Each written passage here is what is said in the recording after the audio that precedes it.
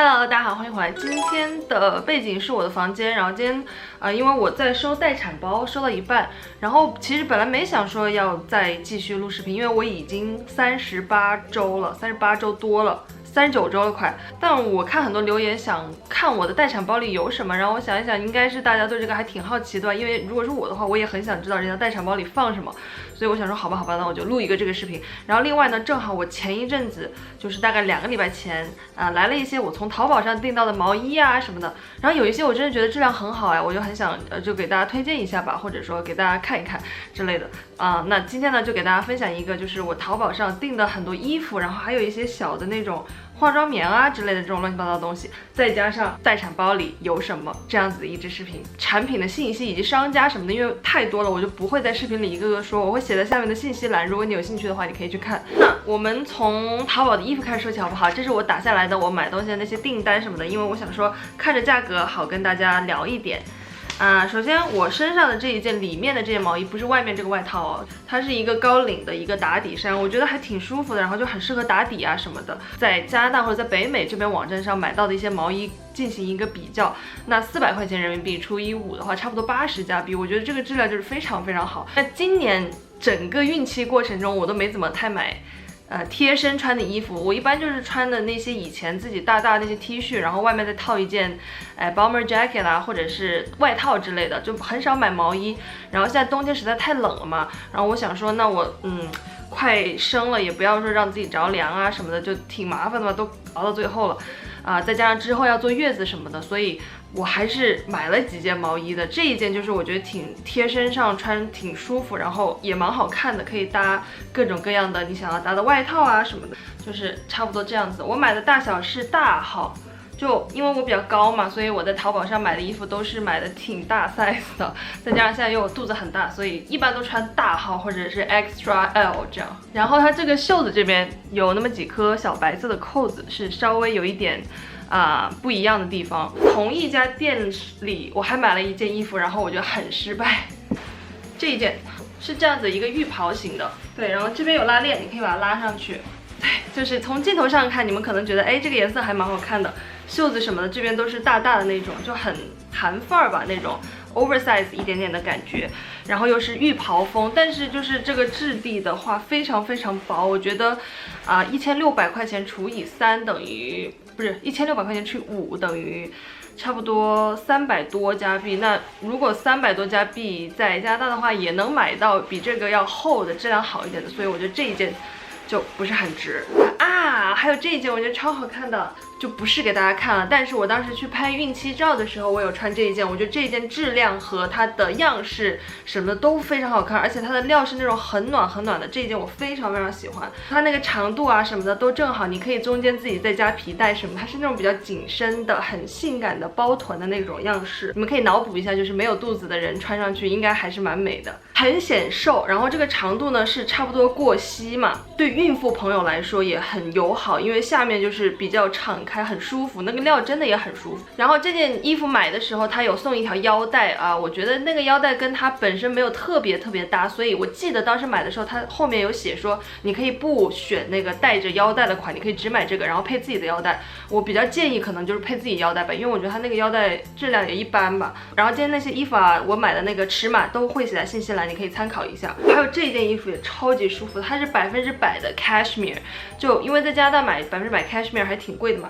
那淘宝上这一件是560人民币，我觉得好值啊，这样子的。就从此以后我有点爱上淘宝上那些纯羊绒的那种毛衣吧，我觉得真的比在国外买会便宜很多，值很多。唯一可能不好的就是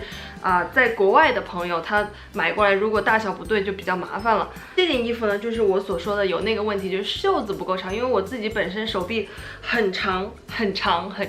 所以如果你是正常的手臂的话，你不用担心这个问题。好软好舒服，我推荐给所有的孕妇朋友所有的孕妇朋友真的好舒服，这样子。然后它的那个针织我也很喜欢，看着非常非常细腻，跟刚刚那件我说那个连体衣就有点性感那个连体裙不太一样的地方，就是它的这个针织会小一点，看上去稍微居家一点，稍微细腻一点。那一个呢就比较粗条、竖条的那种，特别软。跟这个是同一家的，我还买了这一件。这一件价格比刚刚那件要贵100块钱，这件是600多人民币。然后它的颜色是这样子的，焦糖色就会比它鲜亮一点。然后它那个针织纹呢也跟这个不太一样，这个是比较平的那种，然后这个是会立体一点。因为我现在肚子这边撑住了，所以我感觉前面总是有一种没折好的感觉。这件呢，当时我爸帮我收的单，然后我爸跟我妈说这一件是艾玛买的吗？怎么破破烂烂的，像乞丐一样的？但是爸爸不懂的是，现在就是大家流行的是这样子，就是比较破破烂烂型的毛衣，有拉毛边的那种，看起来非常时尚嘛。哎，这件还挺好看的，我第一次穿，给大家看哎，我还在家里还没有试过，因为来了好几件嘛，我先穿了别的，然后我给你们看一下下面。这件我是打算之后拿去医院穿，就是刚生完孩子以后，外面你还要穿一个稍微厚一点的东西，万一冷了我也不知道。这一次过来呢，除了那个最贵的那一件羽绒服我非常不喜欢，我觉得不值得以外，其他的都还挺舒服的。哎呀，到膝盖这里，过膝盖了吧，差不多，也是摸起来很软。就今天每件衣服都摸起来很软，所以我才会就比较着急，想说给大家录了。下面一个东西呢，我觉得还挺鸡肋的，但是我觉得很好玩，所以想给大家看一下这个东西。你们知道这个什么吗？给你们3秒猜一猜，弹幕猜一猜，这是什么？它长这个样子的。这个旁边呢有个开关是这样子的，你们可以看到吗？就它有那个 LED 灯打开了。OK， 我告诉你们是什么。因为我平时睡觉之前喜欢看书嘛，然后我们房间的台灯非常暗，就总是我觉得暗暗的，也有可能是怀孕以后，我觉得是看什么东西都看得很不清楚。你想把这页看着亮一点的话，你就把这个放在上面，然后把这个灯打开，是这样子的一个效果，一点用都没有，而且它上面很容易，就是你手指往上一沾，它就模糊了，很油，所以你再放上去的时候，你根本就是看到书上一坨油渍的感觉，就是完全看不清楚。好，下面呢是淘宝刷子的厂商寄过来的几套刷子吧，然后我还没有来得及用，我想说在镜头面前给大家看一看好了。最近我步入了淘宝的这个刷子坑，我还试了蛮多家的。这一家商家叫做 Yani Makeup， 然后它一共寄了4套刷子来。首先给大家看第一套。第一套呢是长这个样子的，是那种玫瑰红的那种，然后它是那种很软的毛，我觉得挺舒服的。那我还没有试过它，所以我不知道它抓粉力怎么样，但是现在在脸上我试了几下，就好像不怎么掉刷毛什么的。第一套的盒子呢，相对而言，就相对于它后面寄过来的几套来比，会比较普通，是这样子一个像是 travel size 可以带出去的那种。后面几个我觉得很好看哎，就是很有中国风的一套刷子，有没有？这一套我很喜欢，它是那种蓝色的花纹，有那种很多小玫瑰花，玫瑰花瓣呐、荷花花瓣呐，然后中间还有一个凤凰或者丹顶鹤吧，这是，丹顶鹤，不好意思。就这个就很有那种中国风的感觉，有没有？不是小钱包，像零钱包那种吧，是这样打开，然后里面的刷子呢也是比较少的几把，是这个系列的。是长这个样子的，就是有点闪闪的那种质地吧，很软，就不怎么扎。再下面一套刷子，包装也很漂亮。小石头觉得这个包装，就当时他看到觉得哇，好厉害的包装，就是也是很中国风。这边有一个假的那种玉，是这样子打开，就它这里是一圈像橡皮筋一样的东西，然后这样子把它打开。就在国外从来都很少看到这种包装的刷子吧，然后它里面呢是这个样子，你把它打开以后也是一大排刷子。它这个毛，就我感觉他们家的毛都是那种属于比较软的那种，是羊毛混松鼠毛，非常软。我不知道抓粉力怎么样了，我还没有试过。如果你是喜欢软的毛，你可以试试看，因为我记得当时他们寄过来的时候，我上网有查过一下，它价格也不是很贵。脸部刷这边几把呢就是眼部刷，这2套我是觉得包装很好看。最后一套我自己觉得就是还好，是用这样子的白色的一个小笔袋或者是小刷子袋装的，都属于比较短的。我感觉这一套可能更加适合出去旅游啊什么的，你看都是非常短的那种手柄的刷子。手柄呢就是那种肥的嘛，然后下面这个刷子是我自己在网上看了一下那个评分，我觉得还挺高的啊，我已经用过1次了，我一会儿跟你们讲我的使用感受吧。但它样子就是长得很专业，做的很专业那种。它的那个上面的刷毛啊，是我见过就是粉底刷里面最矮的一个刷毛，超级矮的，跟 soap 一样矮。这个我今天上粉底的时候试了一下，我觉得不是很好用哎，就它那个感觉用的很不贴，那个粉底液没有很贴，不知道是不是粉底的原因，因为我今天只用了1次，反正我今天使用感就一般般。然后他们家我还买了几袋那个化妆棉，这个化妆棉我倒觉得还挺好的就是我会把它作为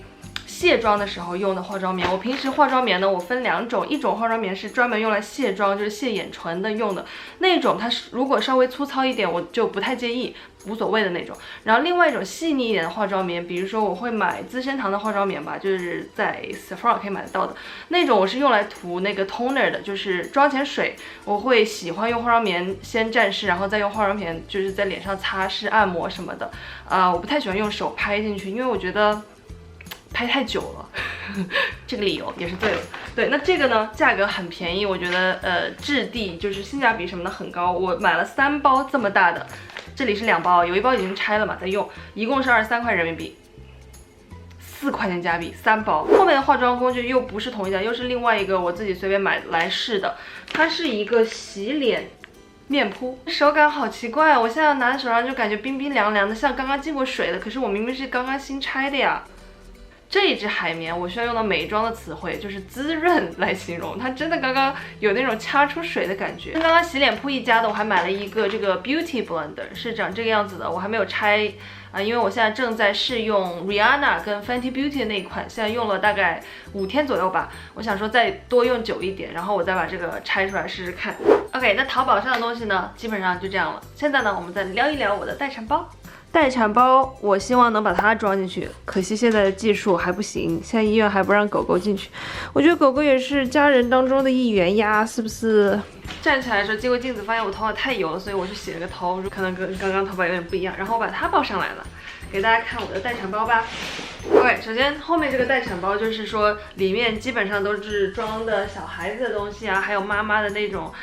成人尿布啊之类的东西。这一边呢还有一个包包，算是一个我们女生的随身的包包吧，就是如果到时候那个开始宫缩了，或者羊水破了之类的，就马上这个包包会放在那个我们卧室的门口这边，就是直接小石头拎上就可以走了。是这样子的一个，这是淘宝上的一个包包，是这样子的一个黑色的包包，是这样的竖着，其实还蛮有型的，长得哎，你们看我的肚子，你看这样子的，就是很满。OK， 首先呢，这是我的卡夹，里面有我的钱，然后还有一个是我们的健康卡和这个就是入住医院需要用的这个，然后我就是放在这个包包的这个隔层这边。这个包是那种上面有一个东西可以这样扣住的，吸铁石吸住的。然后里面呢还有我的一支眉笔。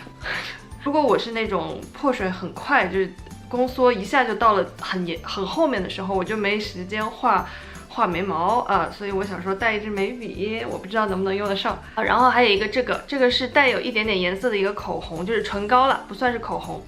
主要是起到一个护唇的效果。万一那时候生的很撕心裂肺的，然后生完了以后估计嘴巴应该很干吧，所以我就带了一支口红。还有一支面霜，就是我那天也不打算化妆什么的，卸眉毛的，我带了一个这个卸妆的抽的纸，我的一副那个眼镜是 Chloe 的这一副，我的相机的充电器，不是说疼的特别厉害的情况下，我想说录一点点吧，然后到时候这个还是看情况，就不一定会录，我希望能够录一点片段什么的，到时候可以发给大家看一下。哦，还有我的牙套。这个牙套就是我之前做 Invisalign 嘛，白天现在我都不需要戴了，但是晚上睡觉的时候就一定要戴的一副。我的手机充电器，对，就这样了。这个包包里面呢，就是我个人的一些用品。待产包里面东西就多了，超多的。有一个牙膏，牙刷呢，因为是我现在还在用嘛，所以就还没放进来。这个黄色的一坨是 Charlie 的小毯子，就是他的小报备吧。其实我也不是特别专业，我不知道我会不会漏带什么，但是我大概上网查了一下，大家就是带这些东西，希望 OK 吧。然后像国外的医院不像国内啊，就是你可以住很久什么的，他一般就如果你没什么事儿的话，住1个晚上，他观察你1个晚上，第2天就出院了，所以其实不太需要带特别多的东西再加上这边的医院，就是如果你没有自己准备待产包的话，你可以花钱，好像是45块钱买那个医院他给你准备好的一些待产包，但可能就是没有自己的这些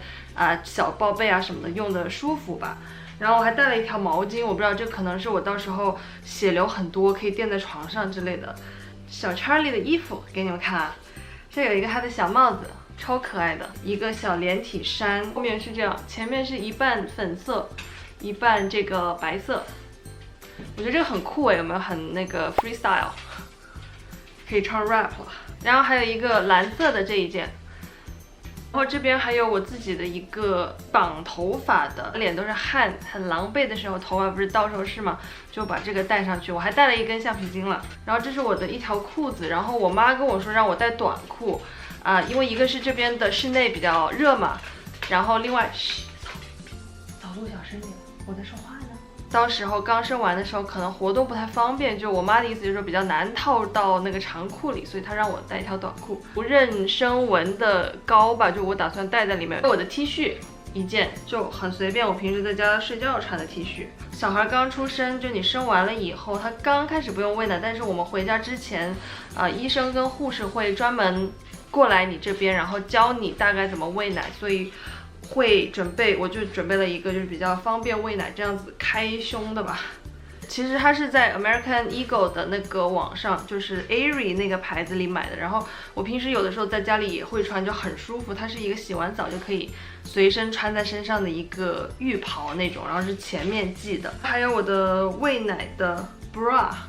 这个我就是在 Amazon 上随便买的，大概20块钱吧。还有这个是小孩子换尿布的一个东西，就是你垫在那个床上面的，好像是。就东西真的还挺多的，有没有？然后这边呢还有一个是朋友给我的，就是生完孩子以后马上就要开始戴的一个，这个叫什么来着？缩腰带吧，就是一个腰带，你要绑在你的盆骨上，然后让它比较快的能够缩回去，大概是这个意思，这样子的。然后还有一些就是那个 baby 可以用的湿纸巾。就是里面是没有 alcohol 的，是这样的。这个其实是soap 用来擦脸呐什么的，我们就直接从他的那个柜子里偷了一包。我的一双拖鞋，产乳垫单，生完孩子以后需要用到的啦。然后另外也可以垫在宝宝下面的那种成人护理垫，其实我也不知道这干嘛，这个是朋友帮我准备的成人护理垫吧，应该是。然后我现在觉得我唯一就是在可能之后再要准备的就是裤子。我刚刚不是只有一条短裤吗？我发现我一条长裤都没有，我还是带一条长裤好了，就那种比较松垮一点的睡裤。然后其他东西基本上就这样了。我到时候再去网上看看还漏掉了什么，但是应该差不多就这样了吧。我觉得东西已经很多了，而且就这边就除了妈妈会有一个妈妈的待产包，就是这些都是小孩妈妈的东西嘛。好像爸爸也会需要稍微准备一下，因为他们也是要在医院陪着住一晚上的嘛。如果情况好的话，会住一晚上；如果有什么问题，比如说你要 C-section， 就是剖腹什么的，那就应该要住2-3天，2-3个晚上这样。然后我今天录这个视频的时候就是随时都可能会要去医院了，所以我建议大家就是待产的小朋友先把包包准备好，就放在那儿，这样走的时候会比较没有那么慌张。对，然后我还会准备一个热水瓶，会放在这个包里。因为像这边的医院，它一般就是你能买到的水都是，要不然是常温，要不然就是冰水，所以我想说，如果我想喝热水的话，还是带一个热水瓶好了。我当时参加那个产前班，我觉得就是这里的产前班真的挺好的，我很建议大家去参加了。就是他会讲很多医院里有的什么设施，然后你们需要准备的，以及那天你们会 expect 发生的事情。所以会比较心里有所准备吧。然后我知道那边就是生产的房间旁边就是有可以烧水可以煮咖啡有微波炉所以就是基本上那些设施还蛮齐全的。好了，那以上呢就今天视频的全部内容啦。我已经给大家分享了这个待产包，以及淘宝上我几件还蛮喜欢的衣服，希望大家喜欢今天这一支视频。如果你喜欢这个视频呢，还是一样在下面给我点个赞。如果你还没有关注我频道，还是一样可以关注OM然后等我生产回来以后我们再见吧，拜拜。